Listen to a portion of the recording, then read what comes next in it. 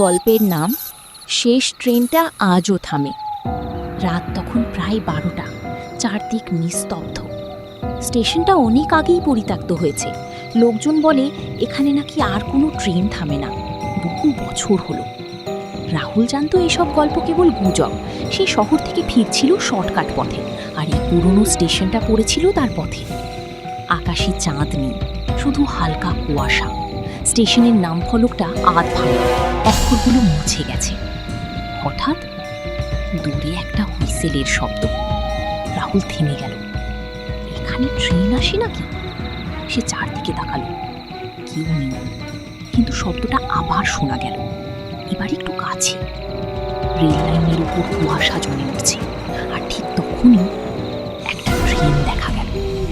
পুরনো, মরচে ধরা, লাইটগুলো ঝাপসা, যেন বহু বছর আগে থেকেই চলছে।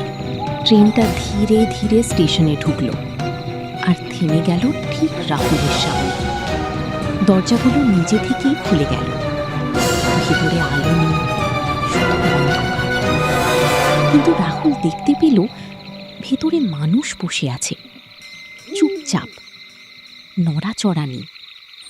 সে ভাবল, হয়তো লোকাল ট্রেন, আমি বাড়ি পৌঁছতে পারবো। সে ধীরে ধীরে ট্রেনে উঠল। ভেতরে ঢুকতেই একটা ঠান্ডা হাওয়া তাকে ছুঁয়ে গেল, এত ঠান্ডা যেন বরফের মধ্যে দাঁড়িয়ে আছে। সে পাশের সিটে বসা একজনের দিকে তাকালো। লোকটা তার দিকে তাকিয়ে আছে, কিন্তু চোখ দুটো সম্পূর্ণ কালো।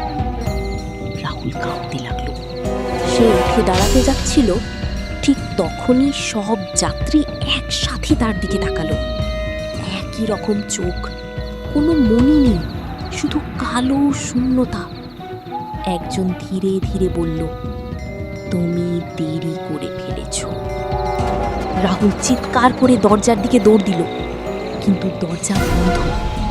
হঠাৎ ট্রেনটা চলতে শুরু করলো, কিন্তু রেল লাইনের উপর নয়, স্টেশনের বাইরে, অন্ধকারের ভেতরে, যেন শূন্যে ভেসে যাচ্ছে। রাহুল জানালার বাইরে তাকালো। সে দেখল নিচে কোনো মাটি নেই, শুধু অসীম অন্ধকার। সে কণ্ঠ আবার ভেসে এলো, এটা শেষ ট্রেন, যারা ওঠে তারা আর নামে না। পরদিন সকালে লোকজন স্টেশনের কাছে একটা ব্যাগ খুঁজে পেল। ভেতরে রাহুলের ফোন।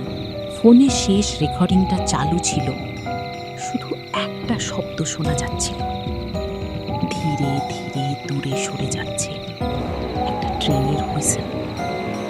আর তারপর একটা ফিসফিসানি